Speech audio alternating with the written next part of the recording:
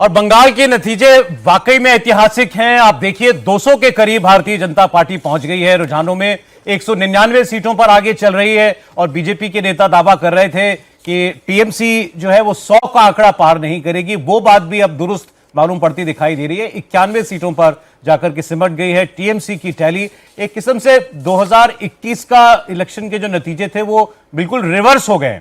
100 के नीचे तब बीजेपी थी, अब टीएमसी दिखाई दे रही है और 200 के करीब भारतीय जनता पार्टी इस वक्त दिखाई दे रही है। और सुकांता मजूमदार इस वक्त हमारे साथ जुड़ गए हैं। भारतीय जनता पार्टी ने कैसे जीत दर्ज की है उस पर बात करेंगे। सुकांता जी, बहुत बहुत स्वागत है आपका इंडिया टीवी पर और बहुत शुभकामनाएं। जिस तरीके के रुझान आ रहे हैं, किस तरीके से बंगाल को आपने जीता, कैसे इस बंगाल के चक्रव्यूह को आपने भेदा? देखिए, इसका पूरा श्रेय आदरणीय प्रधानमंत्री श्री नरेंद्र मोदी जी को जाता है। जिस तरीके से इस उम्र में भी तीन सभाएं एक दिन में और एक रोड शो, 4 प्रोग्राम करना, 3 बार के प्रधानमंत्री रहने के बावजूद उनका कमिटमेंट जिस तरीके से भारतीय जनता पार्टी के कार्यकर्ता के रूप में रहा, मतलब कार्यकर्ता के प्रति रहा, मैं एक कार्यकर्ता के रूप में मैं बहुत बहुत आभार और धन्यवाद आदरणीय प्रधानमंत्री जी को मेरी तरफ से व्यक्त करूंगा। और इसके कारण आज ये जीत हमें आ रहा है। आदरणीय गृह मंत्री जी ने जिस तरीके से हर एक स्ट्रेटेजी को बारीकी से देखा, मीटिंग लिए रात भर यहाँ पे गुजारे और हमारे सारे नेता जिस तरीके से अपने आप को खपाया, मैं सबको बहुत बहुत धन्यवाद करूंगा। और सबसे ज्यादा क्रेडिट तो जाता है बंगाल की जनता को। सुकांता जी, जब आपसे हमारी बात हो रही है तो आपका आंकड़ा और बढ़ गया है। 200 छू लिया है भारतीय जनता पार्टी ने। बंगाल में बीजेपी 200 सीटों पर आगे हो गई है। तो ये जो मैजिकल फिगर से बहुत आगे बीजेपी जा चुकी है और जो दावा बीजेपी कर रही थी हम 180 पार होंगे, हम 200 का आंकड़ा छुएंगे, कुछ ऐसा ही फिलहाल रुझानों में नजर आ रहा है। और टीएमसी 90 सीटों पर इस वक्त सिमटती हुई नजर आ रही है। तो भारतीय जनता पार्टी ने जो कोशिश पश्चिम बंगाल में की थी वो कोशिश इस बार रंग ला रही है और भारतीय जनता पार्टी की सरकार पश्चिम बंगाल में पहली बार बनती हुई नजर आ रही है। ट्रेंड्स यही बता रहे हैं कि बीजेपी जो है वो लगातार अब आगे बढ़ रही है और 200 का आंकड़ा बीजेपी ने छू लिया है। सुकांता जी, जब हम और आप बात कर रहे हैं 200 का आंकड़ा आप लोगों ने छू लिया है, ये कैसे मुमकिन हो पाया? जो फैक्टर एक आप बता रहे हैं अपने कार्यकर्ताओं के उत्साह का, वो वक्त भी हमने देखा है जब कार्यकर्ता भी डरा करते थे, जब वोटर्स भी डरा करते थे। ये कैसे दूर किया पश्चिम बंगाल में आप लोगों ने?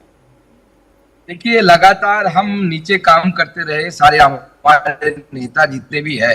मैं अध्यक्ष रहा लगभग 4 साल, उसके बाद शमीक दा अध्यक्ष बने, उसके पहले दिलीप घोष अध्यक्ष रहे।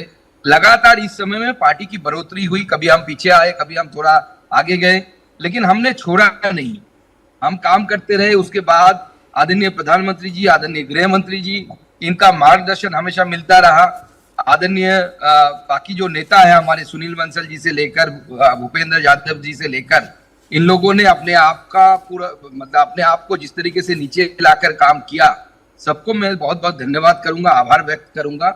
और ये अभी तक भी मैं मानता हूं कि रुझान है, इसको पहले रिजल्ट में परिवर्तन होने दे दीजिए, उसके बाद हम बात करेंगे और भी विस्तार से बात करेंगे। लोगों के अंदर, बंगाल की जनता को मैं सबसे ज्यादा क्रेडिट दूंगा क्योंकि लोगों के अंदर डर का जो माहौल था, उस डर के माहौल से बाहर आकर लोगों ने वोट किया और बहुत जबरदस्त तरीके से वोट किया और बीजेपी की सरकार बनाई, राम राज्य प्रतिष्ठा किया बंगाल में। और ये रुझानों में जो दिख रहा है, ये रिजल्ट में परिवर्तित होगा, ऐसा मेरा आशा है।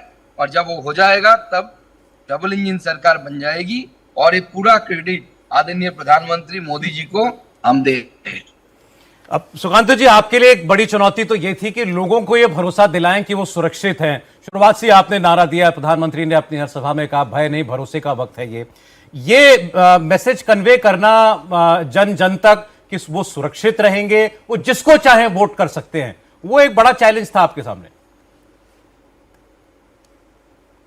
देखिए, ये तो बहुत बड़ा चैलेंज था क्योंकि आप जानते हैं पश्चिम बंगाल एक ऐसा राज्य है जिसमें लगभग 50 से भी ज्यादा सालों तक यहाँ पे राजनीति में यहाँ पे वायलेंस रहा है। उस स्थिति को देखते हुए ये बहुत बड़ा एक चैलेंज हमारे सामने था और मैं मानता हूँ अभी भी चैलेंज है क्योंकि बंगाल को इस स्थिति से बाहर निकालना है। बीजेपी को टीएमसी नहीं बनना है, बीजेपी के लोगों को टीएमसी जैसा आचरण नहीं करना है। ये हमारे लिए बहुत बड़ा चैलेंज अभी भी है। और लोगों ने आदरणीय प्रधानमंत्री जी की जो स्लोगन था कि भॉय आउट भरोसा इन, तो भॉय आउट भरोसा इन, ये जो स्लोगन लोगों में विश्वास जताया। आदरणीय प्रधानमंत्री जी के मुंह से बांग्ला में सुनना, पाल्टानो दरकार चाहे बीजेपी सरकार, ये जो सारी चीजें आदरणीय प्रधानमंत्री जी के मुंह से जो सामने आया, वो बंगाल की जनता के अंदर जो भय का माहौल है, उस भय का माहौल को दूर करने में सहायक बना और उसमें लोगों के अंदर कॉन्फिडेंस ग्रो किया और लोग कॉन्फिडेंस ग्रो होने के बाद बाहर निकले और लोगों ने जमकर वोटिंग किया और उस वोटिंग का ही नतीजा है 93% लगभग वोटिंग हुआ पूरे स्टेट में और आज उसका ही नतीजा निकल रहा है। भारतीय जनता पार्टी की सरकार बनने जा रही है। सुकांता जी, ये जो कॉन्फिडेंस है ये हिंदू वोटर्स में भी इस बार देखने को मिला। मानते हैं आप कि इतनी बड़ी संख्या में अगर सीट आपको मिल रही है, 200 का आंकड़ा अगर आप छू रहे हैं, तो हिंदू वोट कंसोलिडेट होकर आपकी तरफ गया है? एकदम हिंदू वोट की कंसोलिडेशन हुआ है, क्योंकि बंगाल में इस बार मूलतः हिंदू मुस्लिम इस लाइन में ही वोट हुआ है, लेकिन मुस्लिम समाज ने भी जहां जहां उनको ये हुआ है, मतलब जहां जहां मौका मिला वहां पे उन्होंने टीएमसी का हाथ छोड़ दिया। कहीं पे देखिए सीपीएम को वोट किया, कहीं पे कांग्रेस को वोट किया। तो ये जो स्थिति है कि ममता बनर्जी के साथ और कोई नहीं रहेगा, मुसलमान भी नहीं रहेंगे। अच्छा लगा भी आपने अपने रिमार्क में कहा सुकांत जी कि बीजेपी को टीएमसी नहीं बनना है, क्योंकि ये गलती ममता बनर्जी से हुई। वो जिस शासन से लड़के आई थी उसी का कल्चर उन्होंने अडॉप्ट कर लिया। एकदम हमें टीएमसी नहीं बनना है और ये हमारे लिए सबसे बड़ा चैलेंज है, मैं मानता हूं। हमें टीएमसी जैसा गुंडागर्दी नहीं करना है, हमें टीएमसी जैसा तोलाबाजी नहीं करना है, हमें टीएमसी जैसा इंडस्ट्री को रोकना नहीं है। यहाँ पे इंडस्ट्री को लाना है, लोगों के हाथ में काम देना है और बीजेपी के कार्यकर्ता को एक सेवक के रूप में व्यवहार ऐसा बनाना चाहिए, अपनी लोगों से बातचीत ऐसी करनी चाहिए कि हम सेवक है, जनता अपनी मालिक है। अब बार बार इस बात पे जोर दे रहे हैं कि बीजेपी को टीएमसी नहीं बनना है। ऐसे में अगर बीजेपी की सरकार बनती है, जैसा कि रुझान साफ साफ दिखा रहे हैं, क्या आप ये चाहेंगे कि बीजेपी मूल का जो व्यक्ति है वही मुख्यमंत्री की कुर्सी पर जाए, या दूसरे दल से जो आया हुआ व्यक्ति है वो भी बन सकता है? देखिए, मुख्यमंत्री के बनाने की एक पद्धति होती है भारतीय जनता पार्टी में। हमारे नेतृत्व है, आदरणीय प्रधानमंत्री जी है, हमारे पार्लियामेंट्री बोर्ड है, विधायक दल है, सब मिलके बैठ के डिस्कस करके करेंगे। उसमें ज्यादा मतभेद की विषय नहीं है। ये तो अब इन्होंने ये चैप्टर खोल ही दिया है, तो सीधी सी बात है शुभेंदु अधिकारी या कोई और भी बन सकता है मुख्यमंत्री। वो तो पार्टी तय करेगी, पार्टी तय करेगी कौन बने।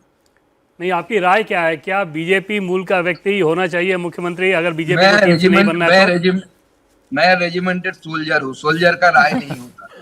ऊपर में बैठे हुए जो हमारे सिपा सालार है, जो ये है वो लीड कर रहे सेनापति जो है वो बताएंगे।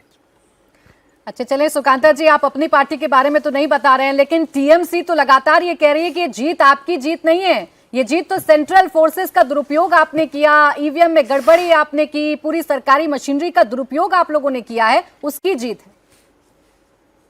देखिए, मैं सिर्फ इतना ही बताऊंगा कि ईवीएम में कोई कुछ नहीं कर सकता। जब मैं पहली बार इलेक्शन में खड़ा हुआ था लोकसभा में और पहली बार जीता था, तो ये जो इलेक्शन और वोटिंग अकाउंटिंग, इनके बीच में जो दिन रहते हैं, उन दिनों में मुझे भी लोग डराया करते थे कि ये हो रहा है, टीएमसी के लोग घुस रहे हैं, ये कर रहे हैं, ईवीएम के साथ छेड़छाड़ी हो रहा है। मुझे भी लग रहा था कि सच में टीएमसी कुछ कर पाएगा। बाद में जब मैं जीत गया और लोग जितना राजनीति में और इलेक्शन लड़ने का मौका मिला, पता चल गया कि कुछ हो नहीं सकता। अब टीएमसी को तो कुछ तो कारण बताना पड़ेगा, इसलिए वो कारण बताएंगे ऐसे ऐसे। लेकिन आप जानते हैं कि ईवीएम में अगर कुछ कर पाते तो तमिलनाडु ना हम